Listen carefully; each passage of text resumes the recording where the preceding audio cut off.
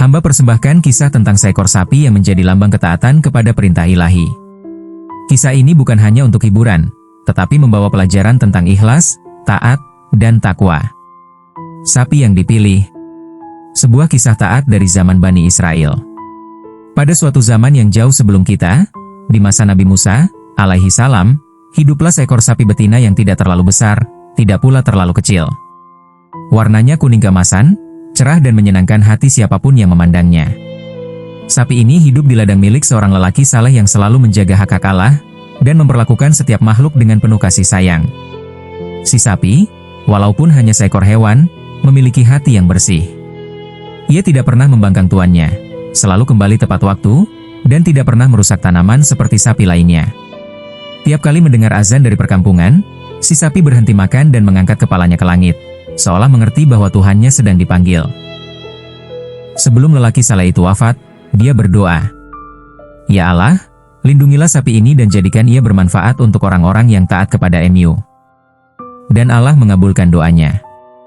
Perintah yang menguji. Bertahun-tahun setelah lelaki itu meninggal, datanglah satu ujian besar kepada kaum Bani Israel. Terjadi pembunuhan misterius, dan pelakunya tak diketahui. Allah memerintahkan melalui Nabi Musa agar mereka menyembelih seekor sapi, dan dengan sebagian dari tubuhnya, memukul jenazah untuk menyingkap siapa pembunuhnya. Namun Bani Israel tidak langsung taat. Sapi yang bagaimana? Yang warnanya bagaimana? Yang pekerjaannya apa? Mereka terus bertanya dan menunda, seolah mencari-cari alasan agar tidak melakukannya. Hingga akhirnya mereka tahu, hanya ada satu sapi yang sesuai dengan semua ciri itu. Ya, sapi kuning yang patuh, milik anak lelaki dari orang saleh dahulu.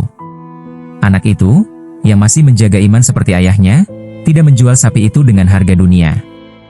Ia tahu sapi itu amanah. Setelah dimohon dan dibujuk dengan baik, ia izinkan sapi itu disembelih, bukan karena harta, tapi karena perintah Allah. Sapi yang taat, manusia yang lambat. Sapi itu tidak melawan. Ia berjalan tenang ke tempat penyembelihan. Ia tidak memberontak. Bahkan, seolah ia tahu, inilah saatnya menjadi alat untuk kebenaran Allah.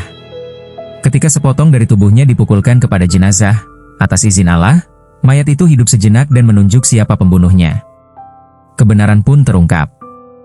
Hikmah cerita ini. Sapi itu tak tanpa banyak tanya, manusia seringkali terlalu banyak alasan.